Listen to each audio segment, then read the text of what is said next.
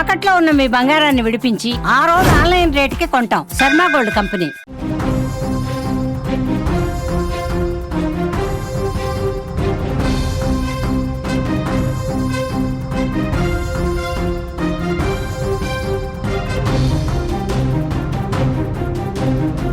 జగిత్యాల జిల్లాలో వింత ఘటన.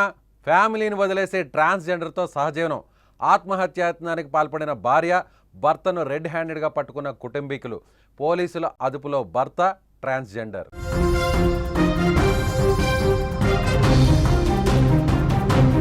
నేటి సమాజంలో దారుణాలు రోజురోజుకి పెరిగిపోతున్నాయి. ఇప్పటి వరకు ఆస్తి కోసం హత్యలు, వివాహేతర సంబంధాలు, భర్తలను భార్యలు చంపడం, భార్యలను భర్తలు చంపడం, సోషల్ మీడియాలో ఏర్పడిన పరిచయాలతో పుట్టిన బిడ్డలను కట్టుకున్న భర్తను వదిలేసి దేశాలు దాటి రావడం వంటి సంఘటనలు ఇప్పటివరకు చూసాం. తాజాగా ఓ వ్యక్తి తన భార్య, ఇద్దరు పిల్లలను వదిలేసి ఓ ట్రాన్స్జెండర్తో సహజీవనం చేస్తున్నాడు. ఈ విషయం తెలుసుకున్న భార్య పక్కా ప్లాన్తో సహజీవనం చేస్తున్న భర్తను రెడ్ హ్యాండెడ్గా పట్టుకొని పోలీసులకు అప్పగించింది. జగిత్యాల పట్టణానికి చెందిన బెంగి రాజశేఖర్కు పెంబెట్ల గ్రామానికి చెందిన లాస్యతో 2014లో వివాహమైంది. ఈ ఇద్దరు దంపతులకు కుమారులు ఉన్నారు. ఇటీవల రాజశేఖర్ హైదరాబాద్కు చెందిన ట్రాన్స్జెండర్ దీపుతో సన్నిహిత సంబంధం ఏర్పరచుకున్నాడు. భార్య లాస్యను వదిలేసి దీపుతో సహజీవనం ప్రారంభించాడు. భార్య పిల్లలను వదిలేసి ట్రాన్స్జెండర్తో కొన్ని రోజులుగా సహజీవనం చేస్తున్నాడు.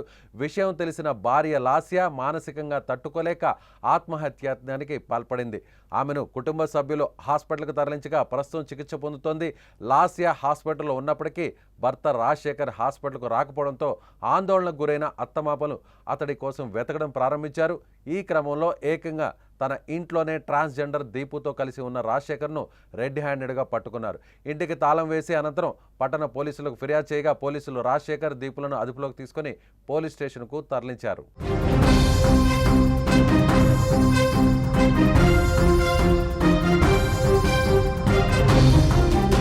నేటి సమాజంలో దంపతుల మధ్య జరుగుతున్నటువంటి ఎన్నో వివాదాలు చూసాం, ఎన్నో గొడవలు చూసాం. కొంతమంది అక్రమ సంబంధాలతో, వివాహేతర సంబంధాలతో భార్యలను వదిలేసి వేరే పరాయి స్త్రీలతో ఇప్పటి వరకు అక్రమ సంబంధాలు పెట్టుకుంటున్నటువంటి అనేక వైనాలను మనం చూసాం.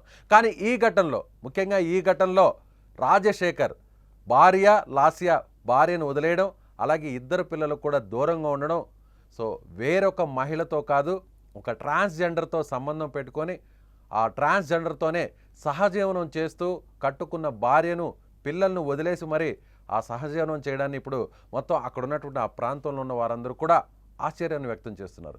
ఇన్ని రోజులు తమ బిడ్డను వదిలేసి, అలాగే తన మనవళ్ళను కూడా వదిలేసి వేరొక పరాయి స్త్రీతో ఉంటున్నాడు అని తమ అల్లుడిని భావిస్తే, ఇలా ఇంత దిగజారిపోయినటువంటి వ్యక్తి తమ అల్లుడే అని ఇప్పుడు ఆ అత్తమామలు కూడా బాధపడుతున్నారు. ఒక ట్రాన్స్జెండర్తో అక్రమ సంబంధాన్ని పెట్టుకున్నటువంటి ఈ వ్యక్తిని ఏం చేయాలంటూ సో జరిగినటువంటి ఘటనను పోలీసులకు చెప్పడానికి కూడా ఒక రకంగా ఇబ్బంది పడుతున్నారు ఆ అత్తమామలు.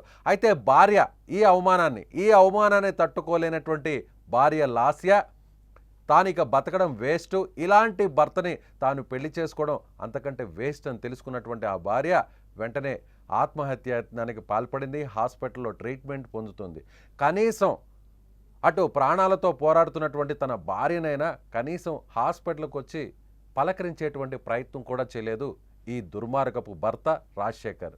సో అసలు ఏం జరిగింది? ఎందుకు రాజశేఖర్ తమ కూతురిని వదిలిపెట్టి, అలాగే పిల్లలను కూడా వదిలిపెట్టి ఎందుకు వెళ్ళిపోయాడు? ఎవరు ఆ స్త్రీ? అతను సంబంధం పెట్టుకున్నటువంటి, అక్రమ సంబంధం పెట్టుకున్నటువంటి ఆ స్త్రీ ఎవరు అని వెతికేటువంటి ప్రయత్నం చేశారు లాస్య తల్లిదండ్రులు. తీరా విషయం తెలుసుకున్నాక వాళ్ళు కూడా షాక్ అయ్యారు. ఇన్ని రోజులు తాము పెళ్లి చేసినటువంటి తమ కూతురిని, మనవళ్ళను వదిలేసి వేరే స్త్రీతో అక్రమ సంబంధం పెట్టుకున్నాడని అనుమానిస్తే తీరా ఇలా ట్రాన్స్జెండర్తో, సో విలువలు చాలా దిగజారిపోతున్నాయి. ఇలా ఒక ట్రాన్స్జెండర్తో అక్రమ సంబంధం పెట్టుకున్నాడని తెలిసిన తర్వాత ఆ అత్తమామలతో పాటు బంధువులు, అలాగే అక్కడ చుట్టుపక్కల ఉన్న వారందరూ కూడా చి అని రాజశేఖర్ను తిడుతున్నటువంటి పరిస్థితి. సో సమాజంలో అనేక ఘటనలు చూస్తున్నాం. వివాహేతర సంబంధాలు, అక్రమ సంబంధాలు, సో ఇలా ఎన్నో రకాలు చూస్తూ ఉన్నాం. సో భార్యలను వదిలేసినటువంటి భర్తలు వేరే స్త్రీలతో అక్రమ సంబంధాలు పెట్టుకున్నటువంటి ఘటనలు చూసాం. అలాగే కొంతమంది మహిళలు కూడా భర్తకు దూరంగా ఉంటూ వేరొక పరాయి వ్యక్తులతో అక్రమ సంబంధాలు పెట్టుకోవడం చూసాం. కానీ ఈ ఘటన సభ్య సమాజం తలదించుకునేటువంటి ఘటనగా చెప్పాలి. భార్య 2 బిడ్డలను కూడా వదిలేసి ఒక ట్రాన్స్జెండర్తో సహజీవనం చేస్తున్నటువంటి ఈ వ్యక్తిని ఏమనాలి? సో బంధువులు కూడా ఈ విషయాన్ని పోలీసులకు చెప్పడానికి ఎలా చెప్పాలో కూడా అర్థం కాని పరిస్థితి. సో ఈ విషయం తెలుసుకున్న వారందరూ కూడా షాక్ అవుతున్నారు. సో రాజశేఖర్ చేస్తున్నటువంటి ఈ నిర్వాకం గురించి తెలిసిన వారు మీరు కూడా మీ అభిప్రాయాన్ని ఏమనుకుంటున్నారో కామెంట్ బాక్స్లో తెలియచేయండి. సంవత్సరాలు అవుతుంది నా బిడ్డకు పెళ్లి చేసి ఈయన పేరు నా అల్లుని పేరు రాజశేఖర్.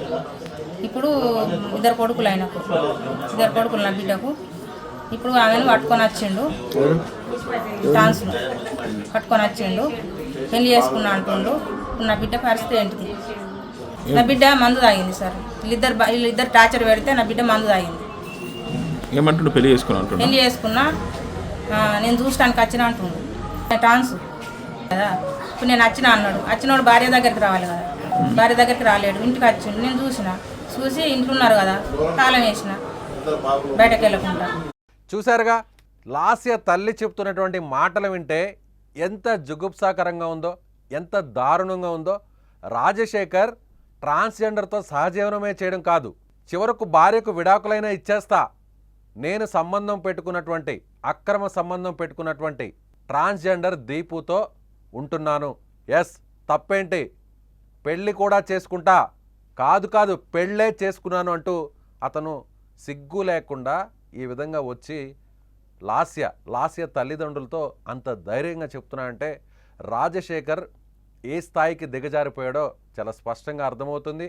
అతనికి ఉన్నటువంటి 2 కుమారులను కూడా వదిలిపెట్టాడు, వాళ్ళకి దూరంగా ఉండడం.